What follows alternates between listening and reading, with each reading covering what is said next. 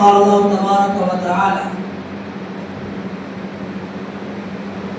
رب هب لي من الصالحين فبشرناه بغلام حليم فلما بلغ معه السعي قال يا بني إني أرى في المنام أني أذبحك فانظر ماذا ترى قال يا أبت افعل ما تؤمر ستجدني إن شاء الله من الصابرين فلما أسلما وتله للجبين وناديناه أن يا إبراهيم قد صدقت الرؤيا إنا كذلك نجزي المحسنين صدق الله العظيم.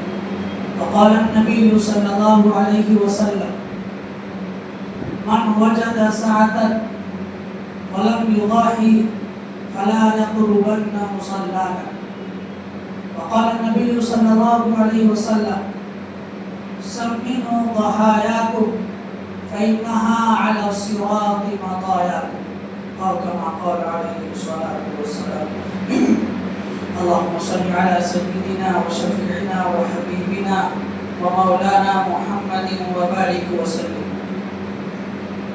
میرے انتہائی قابل قدر بزرگان دین اور میرے عزیز نوجوان ساتھیوں، یہ ذی القعدہ کا مہینہ چل رہا ہے. آج چاند کی 27 تاریخ 20 کے 7 تاریخ. اب 10 ذی الحجہ کو صرف اور صرف 13 دن یا 12 دن باقی ہے. قربانی جو ہم لوگ کرتے ہیں 12 دن یا 13 دن باقی ہے. میں نے ابھی آپ حضرات کے سامنے قرآن کریم کی جو آیت تلاوت کی اور جو حدیث پاک پڑھی ہے، اس کا تعلق بھی قربانی سے ہے. دعا فرمائیں کہ اللہ رب العزت مجھے قرآن و حدیث کی روشنی میں صحیح بات کہنے اور ہم سب کو اس پر عمل کرنے کی توفیق عطا فرمائے. بزرگ اور دوستو، یہ جو قربانی ہے یہ کب سے وجود میں آیا؟ یعنی اسلام میں یہ قربانی کا سلسلہ کب سے شروع ہوا؟ نبی کریم صلی اللہ علیہ وسلم جب ہجرت کر کے مدینہ تشریف لے گئے اور مدینہ میں قربانی کرنے لگے تو صحابہ نے سوال کیا، حضرت یہ قربانی کیا چیز، ہم کیوں کرتے ہیں، اس میں ہمارا فائدہ کیا ہے، جانور کو ذبح کرنے سے ہمیں کیا ملے گا؟ نبی کریم صلی اللہ علیہ وسلم نے فرمایا یہ سنت ابیکم ابراہیم. اے میرے پیارے صحابہ، یہ تمہارے باپ حضرت ابراہیم علیہ السلام کی سنت ہے. پھر صحابہ نے فرمایا حضرت ہمیں اس میں کیا فائدہ ہوگا؟ قالوا وما لنا فیہا یا رسول اللہ. نبی کریم صلی اللہ علیہ وسلم نے ارشاد فرمایا لکل شعرۃ حسنۃ. تمہارے لیے قربانی کے جانور میں جتنے بھی بال ہیں ایک بال کے بدلے ایک ایک نیکی ملے.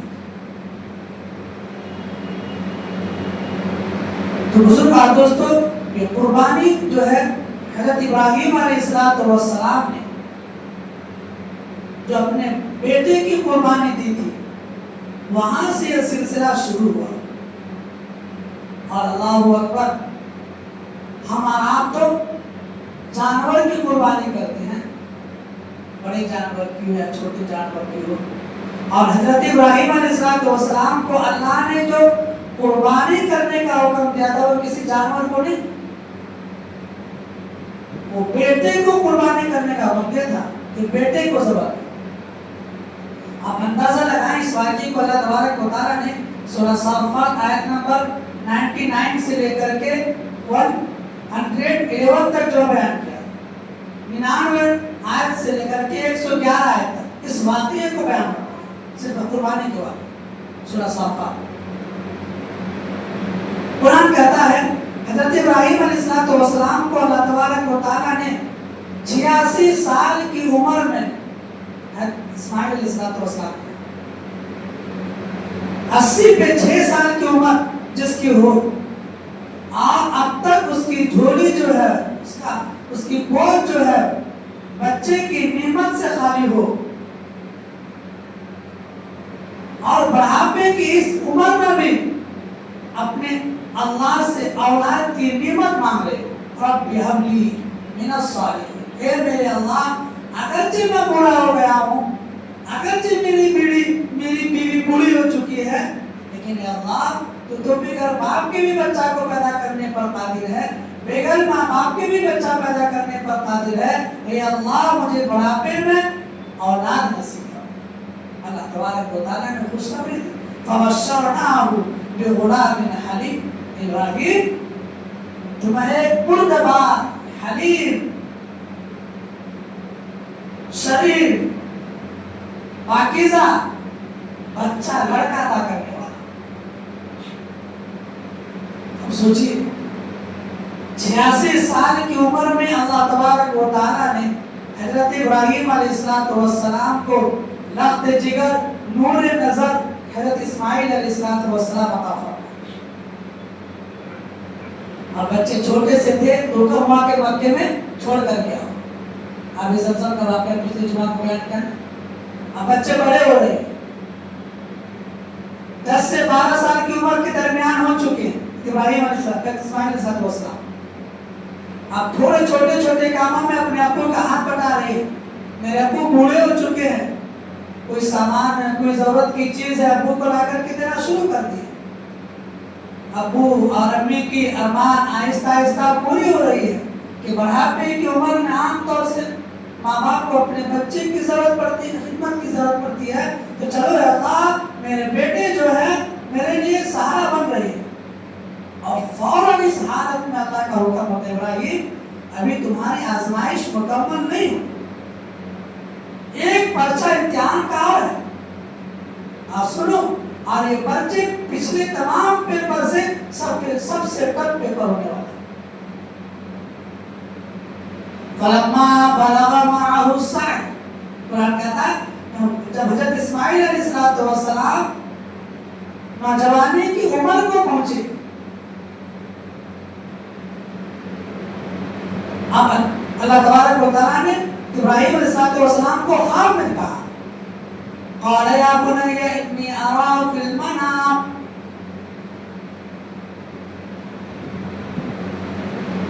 خواب دیا ابراہیم اب تم اپنے بیٹے کو ذبح کرو۔ کون سا بیٹا؟ اسی لخت جگر کو جس کے تم برابر دیکھ رہے ہو، بڑے ارمانوں سے مانگے ہو، بڑی دعا کر کے تم اور تمہاری بیوی اتنی دعائیں کی، اب تمہارا ایک لاش گزار، اب اسی بیٹے کو جو تمہاری مصیبت کے وقت، تمہارے بڑھاپے کے وقت میں تمہاری ضروریات کو پوری کرنے والے ہیں، اب میں حکم دیتا ہوں کہ اپنے اس لخت جگر کو، نور نظر کو میری رضا کے واسطے قربان۔ مفسرین اس آیت کی تفسیر میں لکھتے ہیں ایک رات خواب میں دیکھا، انبیاء کی خواب بھی وہی ہوا کرتی، نبیوں کی خواب وہی ہوتی ہے، ہماری خواب نہیں کہ شیطان کانا گھماتے رہتے ہیں، نبیوں کے خواب وہی ہوتی ہے، وہی کے حکم میں ہوتی ہے۔ 3 رات تک مسلسل خواب دیکھتے ہیں، آج کی رات بھی دیکھے، صبح کی رات بھی دیکھے، پرسوں کی رات بھی دیکھے۔ حضرت اسماعیل علیہ السلام کو، ابراہیم علیہ السلام کو پکا یقین ہو گیا کہ نہیں، ایک بار کا خواب بھی نبی کا کیا ہوتا، وحی کے درجے میں ہوتا، میں تو 3 رات تک مسلسل دیکھ رہا ہوں، اب اللہ جو ہے مجھ سے یہ ایگزام لینا چاہتے ہیں، اور انشاءاللہ میں اس امتحان میں بھی کامیاب ہو کر کے دکھاؤں۔ ہمارے اولاد جیسے خواب رہتے تو ڈال دیتے، بڑے شیطان کا خواب ہے، چھوٹے شیطان کا خواب ہے، خواب بھی کوئی ایسا ہوتا ہے جو بیٹے کی قربانی مانی، بہت سارے تعبیریں نکل سکتی تھی، لیکن اللہ نے حضرت ابراہیم علیہ السلام کو جو خلیل اللہ فرمایا، جو اپنا دوست فرمایا، وہ دنیا کے انسانوں میں سے سب سے عظیم دوست ابراہیم علیہ السلام. ابراہیم علیہ السلام اپنے بیٹے کے پاس گئے. کہا بیٹا میں نے رات میں خواب میں دیکھا اللہ تبارک و تعالیٰ مجھ سے حکم فرماتے ہیں کہ تم اپنے بیٹے کی قربانی کرو, تم اپنے بیٹے کو میری رضا کے واسطے ذبح کرو. قال یا بنی انی ارا فی المنام انی اذبح. بیٹا ایک رات کی بات 3 راتیں میں مسلسل دیکھا, اور ہمارے اور آپ کے جیسے بیٹے رہیں گے کیا ہوتا, دھرنا میں بیٹھ جاتے, بھاگ جاتے, کیا کیا ہوتا معلوم نہیں. لیکن بیٹا بھی وہ نبی کے بیٹے, ان کی پرورش, ان کی تربیت, ان کا دل بھی ایمان سے, اللہ کی محبت سے بھرا ہوا تھا. فرمایا قال یا ابت افعل ما تؤمر. بیٹا دیکھ لو تمہاری کیا رائے, تم اپنی راضی سے خوش تیار ہو جاؤ تو بہت اچھی بات ہے, اور اگر تم اپنی راضی سے تیار نہ بھی ہو تو چونکہ یہ اللہ کا حکم ہے اور میں اللہ کے حکم کو پورا کرنے کے لیے کچھ بھی کر سکتا ہوں, لہذا اگر تم راضی نہ بھی ہوگے تو میں تم کو قربان کر دوں. فانظر ماذا ترى. دیکھ بیٹی تھی. اللہ تبارک و تعالی ہم سب کو بھی اللہ رب العزت کے ساتھ ایسی فرما برداری کرنے کی توفیق عطا کرے. بولے ابو قال یا ابت افعل ما تؤمر. ابو اس میں مجھ سے پوچھنے کی کیا بات ہے, تو امی نے تو نہیں کہا, کسی رشتہ دار نے تو نہیں کہا, کسی دوست نے تو نہیں کہا, یہ تو اللہ کا حکم ہے. جہاں تک آپ مجھ سے مشورہ لے رہے ہیں, مجھ سے پوچھ رہے ہیں, ابا میری طرف سے اجازت ہے, فل اجازت ہے, میں خوشی سے تیار ہوں, اللہ نے جو آپ کو حکم دیا ہے اس کو کر گزرے. قال یا ابت افعل ما تؤمر. کر گزرے. اور ابا میں ان لوگوں میں سے نہیں ہوں جو اپنے ابا کے وحی کو, اپنے ابا کے حکم کو ٹال مٹول کرنے میں کسی طرح کی کوئی بات کروں. میں صبر کرنے والا ہوں, میں اللہ کا شکر کرنے والا ہوں. ستجدنی انشاءاللہ من الصابرین. ابا جس وقت آپ صبر کرنے کے لیے مجھ کو لے کر کے جائیں گے اور قربان گاہ پہنچیں گے, اور جب مجھ کو آپ لٹائیں گے تو انشاءاللہ میری طرف سے ذرہ برابر بھی کوئی کمی نہیں ہوگی, اور مجھے صبر کرنے والا میں سکھائیں. مسلمان دوستو, اس واقعے کو میں اس وقت اس لیے بیان کر رہا ہوں, ہم اور آپ جو قربانی کرتے ہیں کتنی محبت کے ساتھ, کتنی عظمت کے ساتھ قربانی کرنی چاہیے, اور اس قربانی کا پس منظر اور بیک گراؤنڈ کیا ہے میں سوچتا ہوں, سمجھتا ہوں کہ اگر معلوم ہو جائے گا تو اور بھی اخلاص کے ساتھ, اور بھی رضامندی کے ساتھ, اور بھی شوق کے ساتھ قربانی کرنے کی کوشش کریں. اللہ تعالیٰ کا حکم ہو گیا, اب باپ بھی تیار, بیٹے بھی تیار, ایک قربان کرنا چاہتے ہیں اور ایک قربان ہونا چاہتے ہیں, ایک ذبح کرنا چاہتے ہیں اور ایک ذبح ہونا چاہتے ہیں. دونوں اللہ کی رضامندی چاہتے ہیں. 7, 8, 9 ذوالحجہ خواب دیکھیں. اب 10 کو قربان گاہ کی طرف مینا میں جا رہے ہیں. یہ ہمارے جتنے بھی حجاج کرام جو حج کے لیے تشریف لے جا چکے ہیں اور لے جا رہے ہیں, یہ آج کی فجر پڑھ کر کے مینا چلے جائیں گے. ظہر, عصر, مغرب, عشاء, پھر فجر پڑھ کر کے میدان عرفات میں جائیں گے. اس کو ہم پہ 3 دن رکنا ہوتا ہے.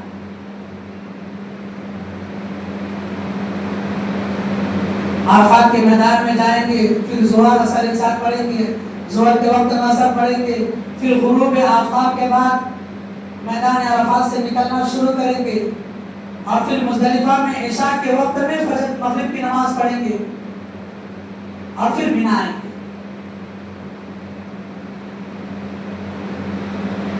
مینا آنے کے بعد فجر کی نماز پڑھیں گے, بڑے شیطان کو کنکری ماریں گے, ترزیلی چاہتے 7 کنکریاں بڑے شیطان, جمرہ عقبہ. تو جو 3 پلر بنے ہوئے ہیں میدان मीना के मैदान में मालूम है 3 पिलर क्यों बने हुए हैं? उसका थोड़ा सा वाक्य मैं आपको बताता हूं। जब हज़रत इब्राहिम अलैहिस्सलाम अपने बेटे को कुर्बान करने के लिए लेकर जाने लगे, कहां? मीना के मैदान। तो शैतान तो खुला हुआ दुश्मन है, तो कभी भी नहीं चाहता है कि अल्लाह के दोस्त बन जाए, ये अल्लाह के महबूब बंदे बन जाए, ये जन्नती बन जाए, कभी भी वो नहीं चाहता। अल्लाह ने पूरे इंसानियत में जिसको भी इंसान का खुला दुश्मन करार दिया वो कौन है? शैतान। इन्नहु लकुम अदुव्वुम मुबीन। मैं कल ही मुताला कर रहा था खाजा अजमेरी मोइनुद्दीन चिश्ती रहमतुल्लाह अलैह के मलफूजात में, उनके खुतूत जो है अपने सबसे बड़े खलीफा कुतुबुद्दीन बख्तियार काकी रहमतुल्लाह अलैह को जिन्होंने खुतूत रवाना किए लेटर्स, उसमें से एक खत जो है उसका एक जुमला अपने खलीफा से कहा, देखो तुम्हारे मजलिस में जितने भी इंसान आएंगे, कोई तेज बोलेंगे, कोई किसी तरह की बात करेंगे, तो खबरदार तुम अपने मुरीदीन में से, अपने पास आने वालों में से किसी के भी ताल्लुक से अपने दिल में जर्रा बराबर भी रंजिश नहीं रखना, किसी को भी दुश्मन नहीं मानना। क्योंकि मैंने कुरान पढ़ा तो अल्लाह ने इंसान का सबसे बड़ा दुश्मन जो करार दिया सिर्फ शैतान को दिया और किसी को करार नहीं। इसलिए खबरदार किसी भी इंसान से भी जरा बराबर भी दुश्मनी नहीं करो। तो शैतान वहां पहुंच गया, हज़रत हाजरा अलैहिस्सलातु वस्सलाम के पास गया, अम्मी आप कितनी दुआएं मांगी हैं, कितनी नमाजें पढ़ी हैं, कितनी नजर मानी है, तब अल्लाह ने आपको एक बेटा दिया, इतना खूबसूरत बेटा, इतना ज़हीन बेटा, इतना होनहार बेटा, इतनी खिदमत करने वाला बेटा, और आपके शौहर जो है आपके बेटे को अल्लाह के एक हुक्म पर कुर्बान करने के लिए चले गए। हज़रत हाजरा रज़ियल्लाहु ताला अन्हा अल्लाह की भी खातून थी, बड़ी अल्लाह वाली, वो भी समझती थी कि ये शैतान है। उन्होंने कहा नहीं नहीं, वो अपने हुक्म से नहीं जा रहे हैं, वो अपनी मर्जी से नहीं जा रहे, बल्कि अल्लाह का हुक्म है, अल्लाह के हुक्म में मैं बिल्कुल भी बीच में नहीं आ सकता। शैतान वहां से नामुराद हो इस्माइल अलैहिस्सलाम के पास गए, तुम्हारी जान जाने वाली है भाई, तुम तो अब एहतिजाज कर सकते हो, कहीं दूसरी जगह चले जाओ, अपने लोगों को बुला कर के लाओ, तुम कैसे बैठे हो कि तुम खुद से कुर्बान होना चाहते हो? इब्राहिम अलैहिस्सलाम का फर्जंद अर्जुमन इस्माइल अलैहिस्सलाम भी नबी के बेटे, नबी बनने वाले हैं। इन्हीं की औलाद से हमारे और आपके प्यारे आका सरकार दो जहां सल्लल्लाहु अलैहि वसल्लम आए हैं, जिनको अल्लाह ने रहमतुल लिल आलमीन बना करके भेजा। मैं क्या अगर मेरे अंदर 100 जान हो जाए तो मैं अपनी 100 जान कुर्बान कर दूं अल्लाह की रजा के लिए। शैतान वहां में नामुराद हुआ, नाकाम हुआ। अब आखिर में इब्राहिम अलैहिस्सलाम के पास इब्राहिम अलैहिस्सलाम अपने फर्जंद अर्जुमन को कुर्बान गाह की तरफ लेकर के जा रहे हैं, मक्का से निकल के लेकर जा रहे हैं। अब ये जबल अक़बा जहाँ पे 10 ज़िलहिज्जा को हुज्जाज किराम रमी करते हैं, पत्थर मारते हैं साथ में, यहाँ पर शैतान है। अब क्या कहना शुरू किया, इब्राहिम कैसे बाप हुआ? 86 साल की उम्र में अल्लाह ने आपको इतना होनहार फर्जंद से आपको नवाजा है।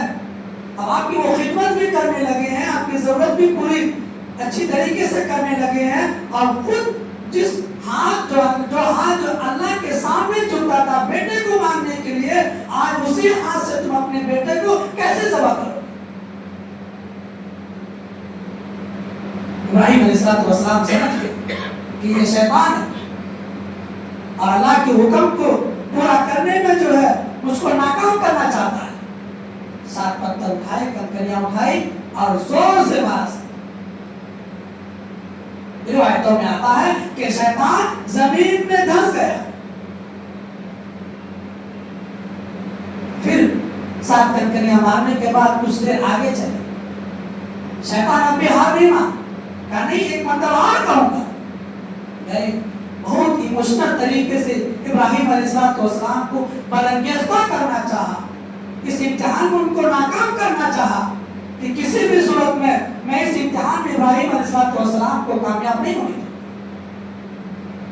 جمرہ وسطیٰ کے پاس پہنچے, وہاں بھڑکانا شروع کیا. ابراہیم علیہ السلام نے پھر 7 کنکریاں ماری, شیطان زمین کے نیچے دھسا. ابراہیم علیہ السلام ان کو کنکری مار کر کے پھر آگے جانے لگے.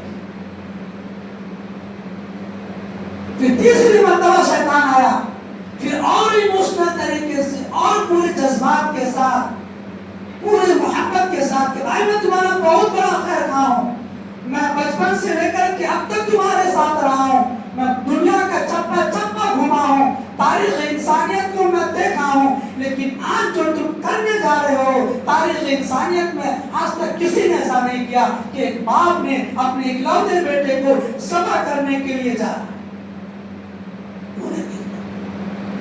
بزرگان دوستو, اگر یہ واقعہ سچ سمجھیے قرآن کریم کے مقدس صفحات پر درج نہ ہوتا, قرآن کریم کے اندر یہ واقعہ اللہ رب العزت بیان نہ فرماتے, تو انسان کا اس پر یقین کرنا بہت مشکل.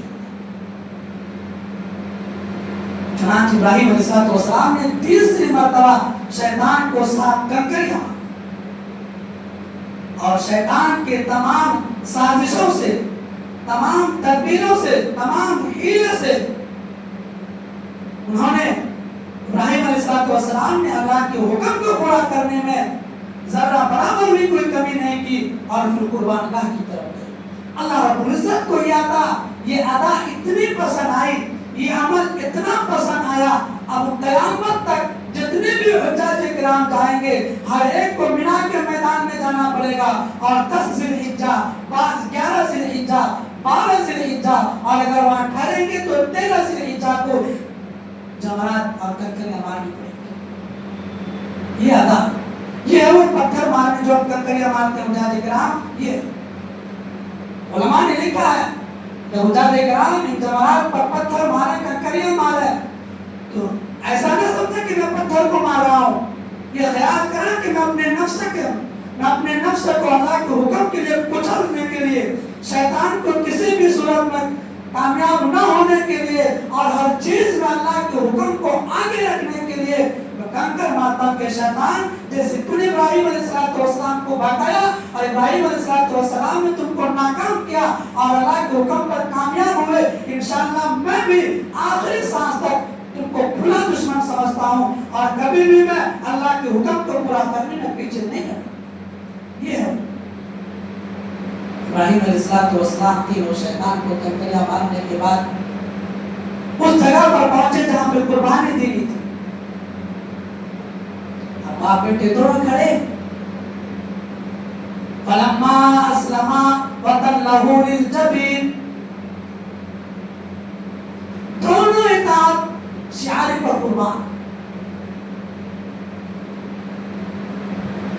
وقت تھوڑا ہے, اللہ تبارک و تعالیٰ نے ابراہیم علیہ السلام سے یہ امتحان جو لیا بہت ہی حقیقی واقعہ ہے, اور اس واقعے کو سن کر کے ہم سب کے دلوں کے اندر یہ پیدا ہونا چاہیے, یہ شوق ہونا چاہیے کہ اللہ کے حکم کے لیے اپنا جان, اپنا مال, اپنا وقت, ہر چیز قربان کرنے کے لیے دیں.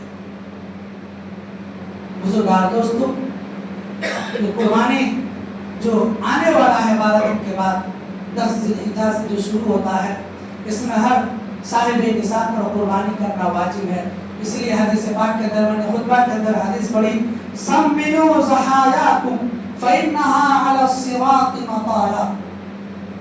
قربانی کا جب جانور خریدو تو دیکھ کر کے خریدو, لنگڑا نہ ہو, معیوب نہ ہو, آنکھ ٹوٹی ہوئی نہ ہو, سینگ ٹوٹی ہوئی نہ ہو, لنگڑا کر کے نہ چلتا ہو, بالکل دبلا پتلا نہ ہو, ہڈی جیسا نہ ہو, بخار نہ ہو, ملیریا نہ ہو, یعنی وہ تمام عیوب جو اس کو کو لوگ عیب سمجھتے ہیں وہ قربانی کے جانور میں نہ، کیونکہ یہی قربانی کا جانور تمہارے لیے کل قیامت کے دن پل صراط پر جب گزرو گے تو تم اپنے قربانی کے جانور پر بیٹھ کر کے تمہارے لیے یہ سواری کا کام دے گا اور تم اس پر بیٹھ کر کے پل صراط کو پار کرو گے اور جنت میں جاؤ گے۔